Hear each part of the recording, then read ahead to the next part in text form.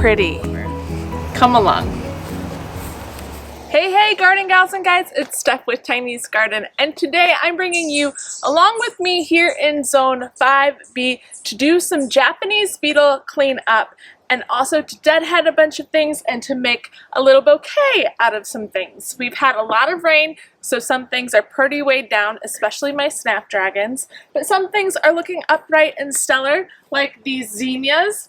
I'm seeing a lot of good things like bee pollinators in the garden, which I'm loving, but I'm also seeing some Japanese beetle issues. So let me bring you down for a closer look. So here's an example right here. Check out these guys having a party. I need all of them to go away because what happens is this. See that little guy there by the bud that hasn't opened yet and all those holes? They eat holes which turn into this mess right here where the leaf is almost completely gone and the plant doesn't do as well. So I need to fix this. So my nanny actually told me about mixing soap and water, and I believe she put vinegar in here as well, and just bringing them into the water, picking them off or sliding them in, and it takes care of them. Here's an up close look. I did some this morning. They're definitely goners. So I'm gonna bring you along with me to take care of some of these here, and then I've got some in the front that are also on my zinnias to take care of them up there as well. Let's go. Okay, so I just opened the lid. These guys are really having a party here. Oh, there's one flying by me. Oh, another one flying. I'm just gonna tilt as much as I can. I don't love picking them up because I'm just a little bit of a weenie. Ah! Come on, guys. Oh my gosh! There. One is in there. And it doesn't take long, they don't suffer much, and they're dead. Here's some more over here. Just a feasting on here.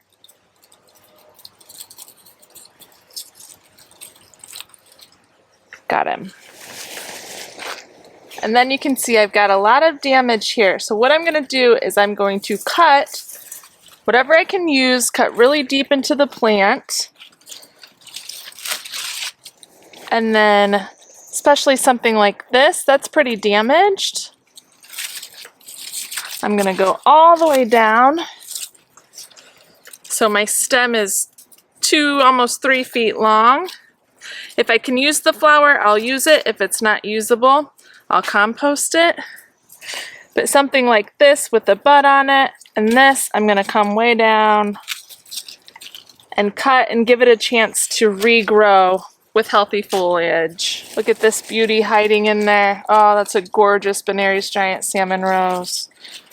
No damage on the leaves, which is great. So this is perfect for my bouquet. I'm gonna come down real deep, cut into the plant because that will promote new stems.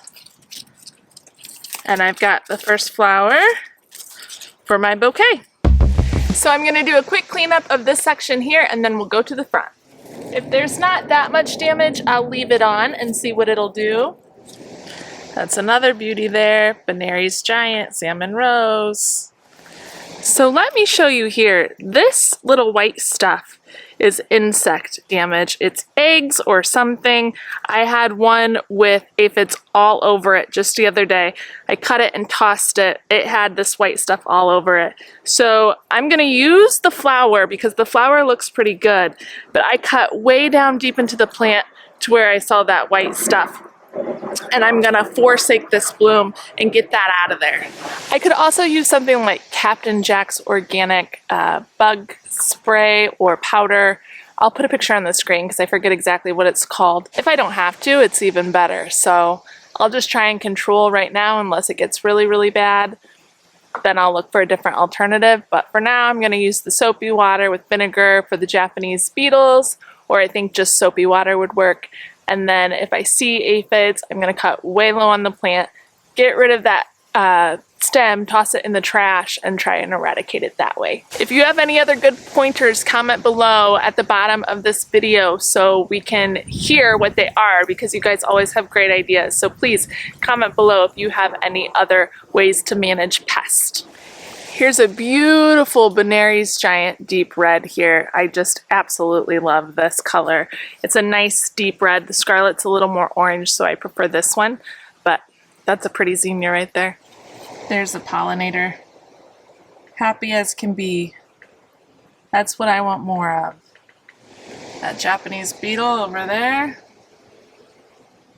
That's what I want less of. Okay, I've got some more zinnias I picked here so that all of these will flush back with even more blooms. These sweet tiny ones are the Lilliput salmon. Aren't those precious? Smaller than the Oklahoma varieties. And I'm really not having a method to my madness here. I can adjust later. I just want to get them in the water in the vase. Here is a scarlet, Benary's Giant scarlet. You can see it's a little more orange than that deep red, especially if we put them side by side. There is a color difference there. There's another deep red. This one almost hinges a little purple. Oh, I just love it. And we also have a Lilliput scarlet zinnia. So you see it is the same color as the scarlet back here, just much, much smaller. Oh, and a bee is now on the bouquet. That's fine. Help yourself, sir. Okay, don't get me though. Don't get me.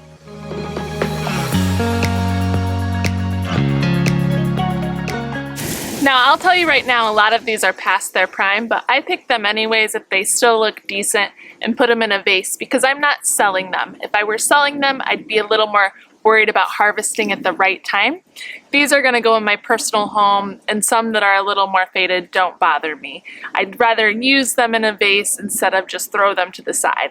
Now, if they're way past their prime, I definitely compost them. There were some that I'm going to pitch, but these I think all look pretty enough to me. Let's go on over to the front. Here's another spot I'm having more of a problem. So I'm going to come in and take my water mixture. Got him. And actually, I think using a pruner to swipe it in there is working a lot better. See, this one here is completely eaten at the top. It hasn't bloomed yet, but it's also got some damage on the bottom. So this is one I'm going to come in and clip and take out. I picked out some other flowers here. Bells of Ireland, which actually usually has leaves all along the side of it. I cut those off. They've still got them up here. If you wanted to come in and cut those off, you could. Something like that. But it doesn't really bother me much if there's a little bit there. So I think that's just preference. Looks like they have a little hair on top of their heads if you leave it on. Oh, we got a little poker out here. There we go. Also some Chimney Rudbeckia. That's a nice standout in the bouquet. Benary's Giant Salmon Rose. And Texas Plume Celosia here for a little spike. With the Bells of Ireland being spiky and the Celosia, it's a little different than a circular flower. Now when I'm making a bouquet, I kind of decide if I want it to just be one side facing or all sides facing. So far on this one, I think it can be all sides because there's points of interest from every side. The one that I made over the weekend that I loved, it turned out super well. I'll put an image on the screen of it now. FYI, this is what that Snapdragon vase turned into. I am thrilled! Gorgeous, gorgeous, gorgeous. That one was just one side facing, so you've got some options.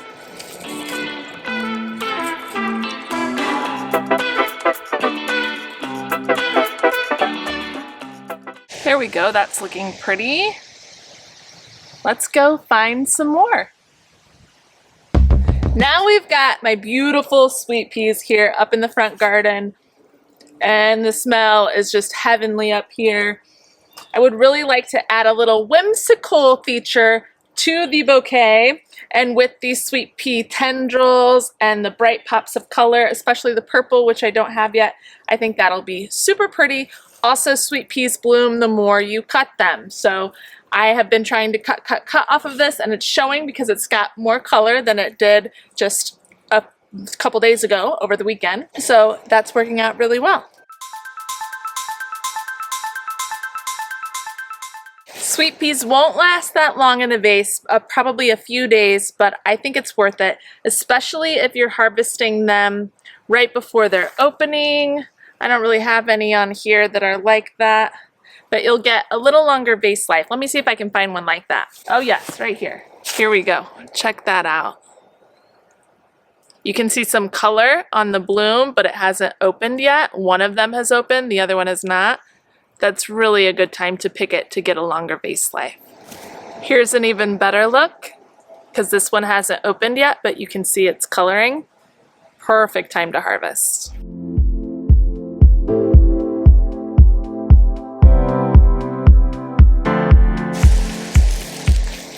So for me, I step back and look at it, and I'm not liking how droopy it looks. This one's maybe okay, but these are not working for me. So just step back and look at it and see what works, what doesn't. What I can do, and what I'm going to do with most of these, is take this stem out and cut the actual stem of the bloom off. Uh-oh. Now that being said, you have to make sure you have a long enough base. Oh, amazing. And pop them in with a little touch here and there.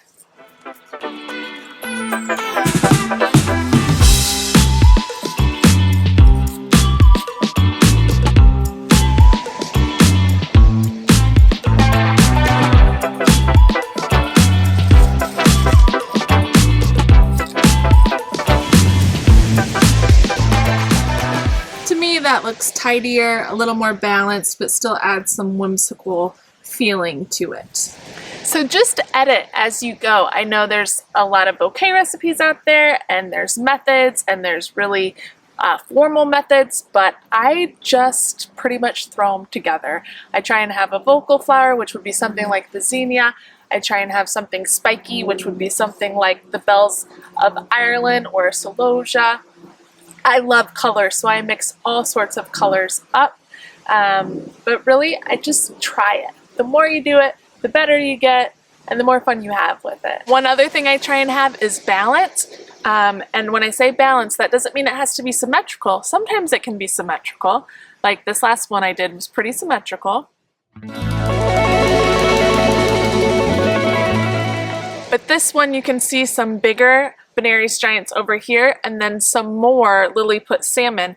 But because of the weight, it balances. And when I mean weight, I mean the weight of the flower. These are fairly big, there's less of them, and these are pretty small, but there's more of them. So it pretty much evens out the bouquet as far as weight. I like a little asymmetrical look, so it doesn't bother me that there's a whimsical sweet pea here and not one over here, because there's a little whimsy down here. So it just all works, and if I didn't like something, I would go back in and edit some more. Well, I really wanted to pick some blue plurum because I have tons of it, but honestly, I think my vase is packed, so that'll have to be another day. Again, from all angles, I'm happy with it, so I'm gonna stop right there. I'm not gonna stuff any more in here and choke some of these out. Yeah, she's pretty. So thank you for coming along with me today, trapping some Japanese beetles. I hope this is helpful for some of you. Sue, thanks for letting me know that you use this method as well. It's good to know it works for you. Please comment below, like I said, if you have any other pest prevention ideas in the comments. And also let me know what you think of the bouquet, how you do some of your bouqueting, if it's all whimsical, pretty much like mine, or you have a little more method to your madness. Let me know what's in bloom, what's in your bouquets these days. Remember to subscribe if you haven't and like this video if you enjoyed it. It really helps me out, especially while I'm getting back into a rhythm with YouTube. And we will see you in the next one. Happy planting, everybody. Bye.